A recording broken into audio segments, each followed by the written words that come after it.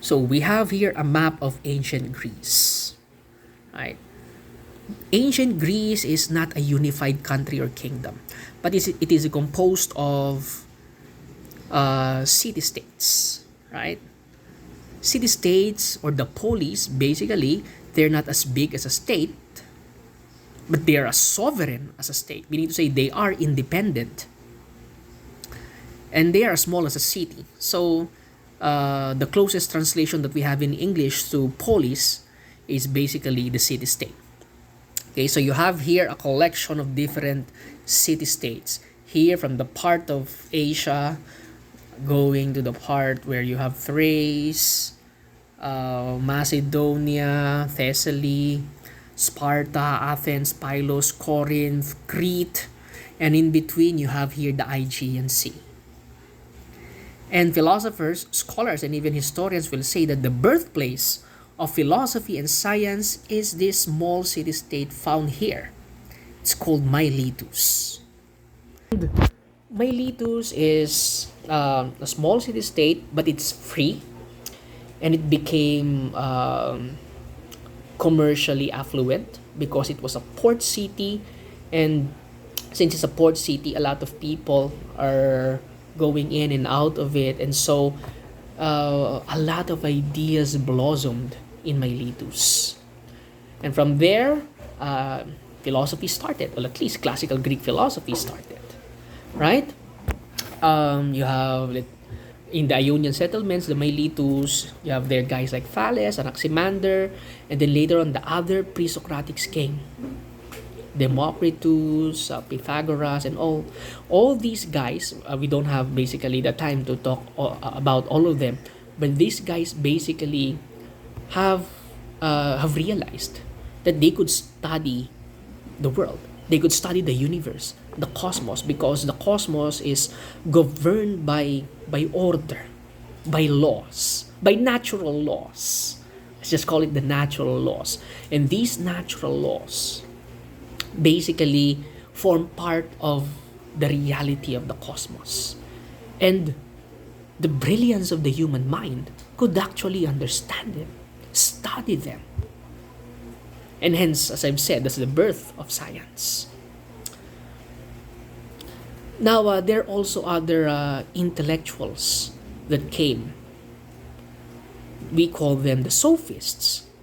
The sophists, well, they are not really like the pre-Socratics. The pre-Socratics are more science-oriented, so to speak. The sophists, on the other hand, they're more into the practical activities of human, social, and political life. And the sophists, they travel from place to place, and basically they were able to see a lot of culture. And from there, they realized that knowledge is relative. There is no such thing as an objective truth, because these sophists, they see that there are different cultures, and different cultures basically provide us with different insights about life. And so the sophists basically, in a way, moved away from the pre-Socratics. The pre-Socratics believe that there is a certain order to everything. Although the focus of the pre-Socratics is the natural world, the cosmos. The sophists, on the other hand, did not pay much attention about these things. Perhaps that's not what really is important to them. They claim to be teachers of the practical things that you need in life in order for you to be a successful person, a successful human being. And of course, during that time, it's about politics, right? And so the forte of the sophists became rhetorics, right? They were more focused on rhetorics. They were more focused on how could we make it appear that a weak argument is a strong one. How can we persuade the people to believe in the strength of our arguments, right? So those are the sophists. But there's this one guy who's different from both the pre-Socratics and the sophists. Different in the sense that he believed that there is truth. Unlike the sophists. The sophists believe that there is no truth. But this guy, he believed that there is actually truth. And the human mind is brilliant. And despite the fact that the truth may be very elusive and extremely difficult to find, there is the truth, and there is actually a means through which we can little by little ascertain the truth. Is Socrates. His name was Socrates, the teacher of Plato, the one who basically started it all. Right? As I've said, Socrates was different from the sophists because Socrates believed in an objective reality, unlike the sophists. The sophists, they don't agree that there is an objective reality, an objective truth that we have to adhere to. No, but Socrates did.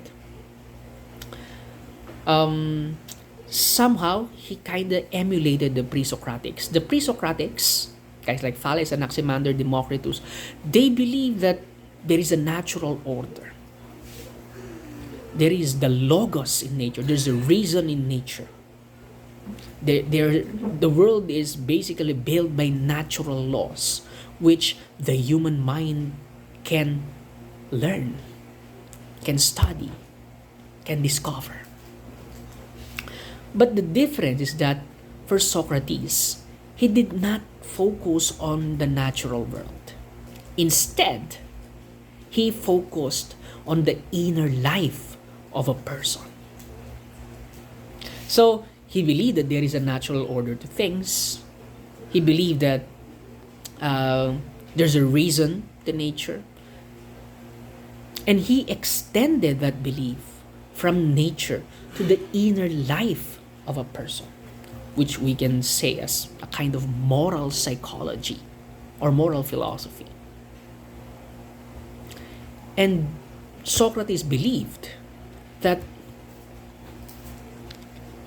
understanding this, knowing this, focusing on this inner life allows you to become a better version of yourself.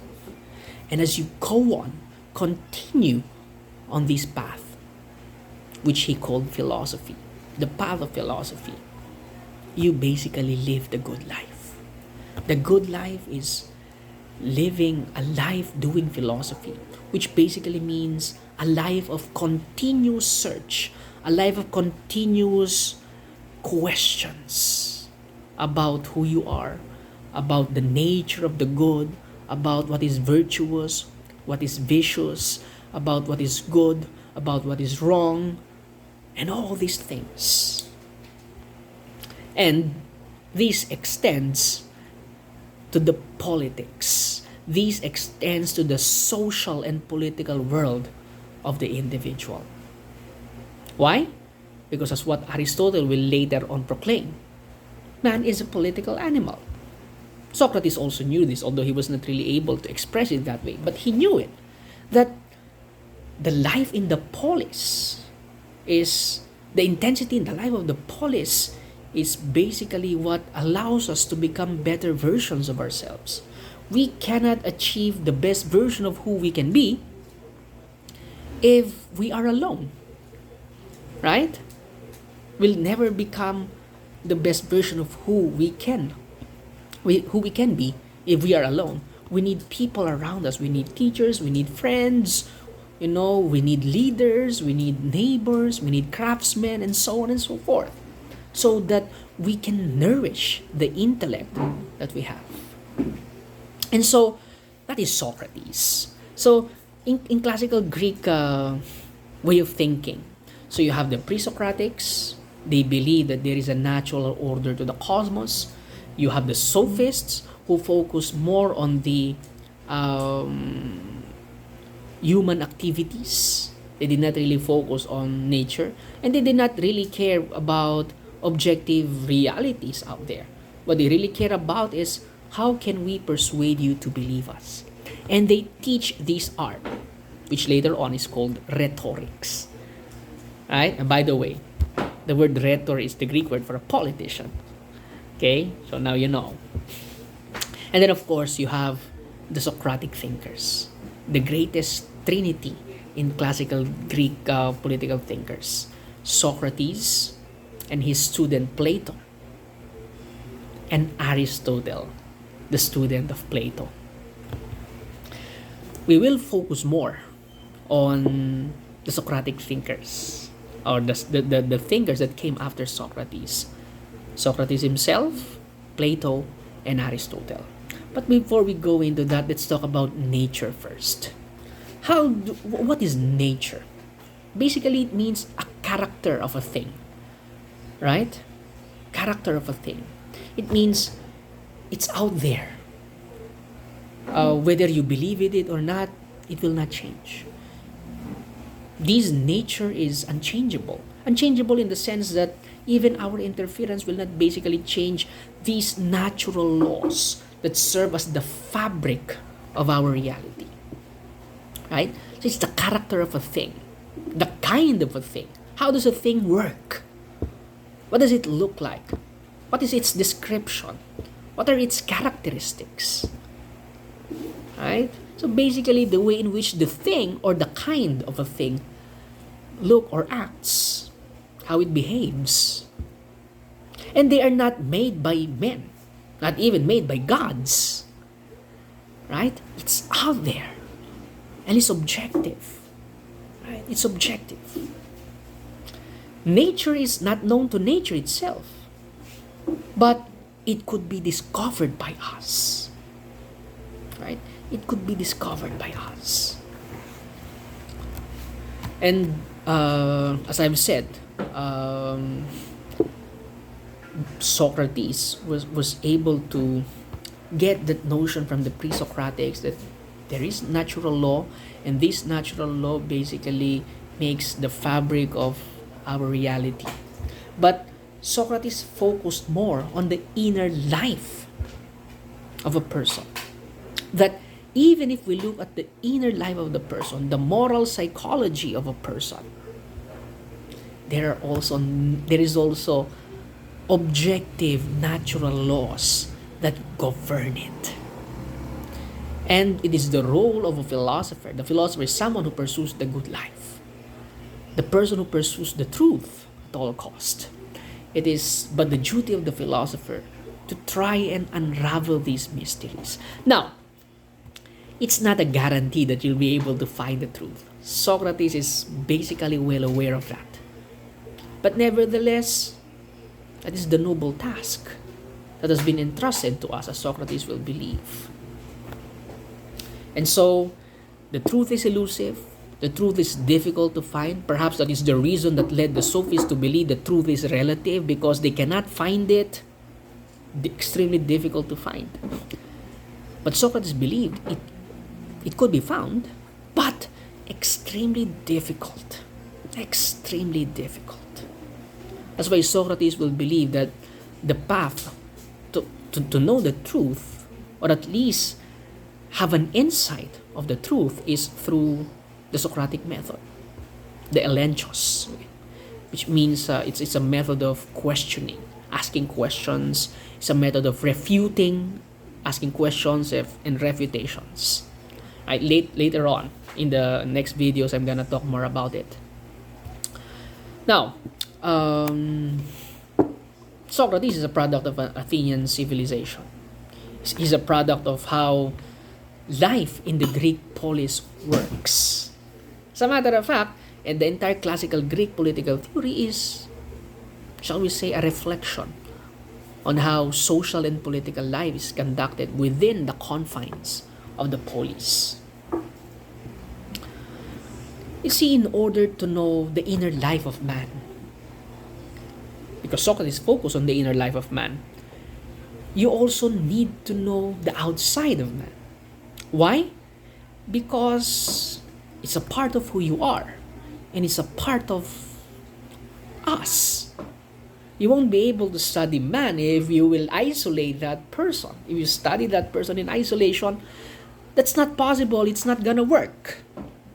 So in order for for a philosopher like Socrates to study the inner life, the inner workings of the moral life of a person, you have to study first the world around us, the society, the people around us, how we conduct politics. Right?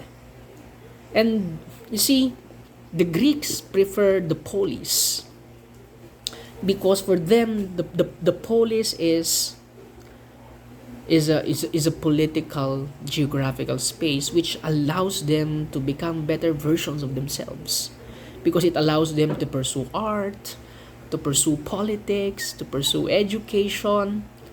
It allows them to pursue scholarly endeavors like science, like religion, like arts, like philosophy, and so on and so forth. Right? And so we see that the role of the polis is a very important one. But in the next video, we'll see that it's not just the polis, but there are actually other things in the ancient Greek world that is very important, like nomos, the convention, and the laws and traditions.